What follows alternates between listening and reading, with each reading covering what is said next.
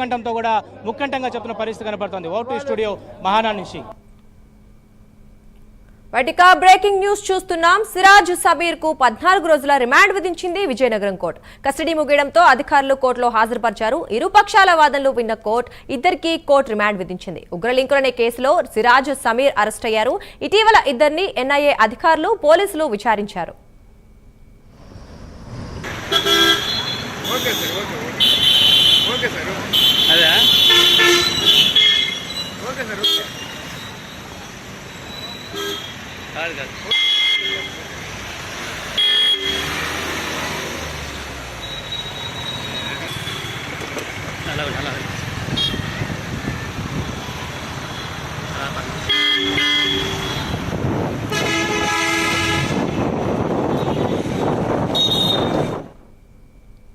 Breaking news చూస్తున్నాం. సిరాజ్ సమీర్ కు 14 రోజుల రిమాండ్ విధించింది విజయనగరం కోర్టు. కస్టడీ ముగియడంతో అధికారులు కోర్టులో హాజరుపరిచారు.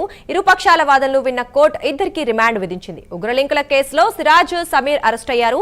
ఇటీవల ఇద్దరిని ఎన్ఐఏ అధికారులు పోలీసులు విచారించారు.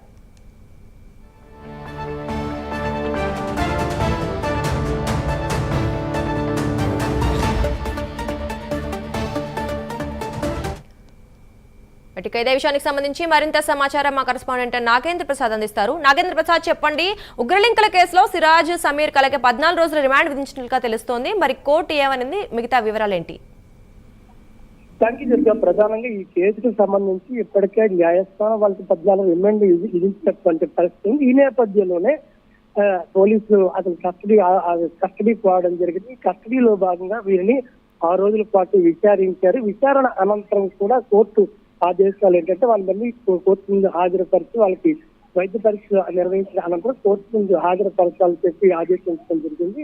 న్యాయస్థానం ఆదేశాల మేరకు కస్టడీలో భాగంగా విచారణ జరుగుతున్నటువంటి దర్యాప్తు అధికారులు అటు విజయనగరం పోలీసులు కూడా ఈ రోజు విజయనగరం పోలీసులు సిరాజ్ సమీర్లను విజయనగరం న్యాయస్థానంలో హాజరుపరిచారు. తిరిగి వీళ్ళు రిమాండ్కి అంటే విశాఖపట్నం తీసుకెళ్ళడం జరిగింది.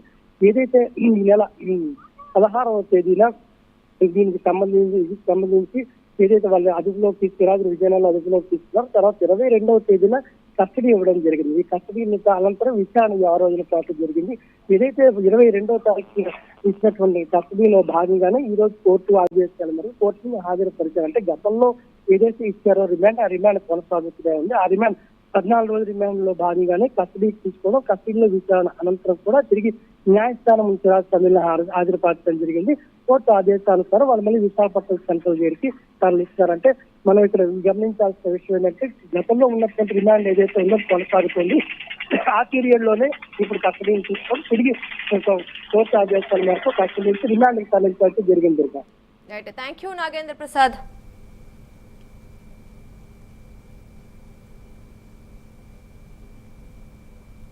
వాటికా మరో బ్రేకింగ్ న్యూస్ చూస్తున్నాం. అల్లూరు జిల్లాలోని కేకే లైన్ లో గూడ్స్ రైలు పట్టాలు తప్పింది. Iron ore load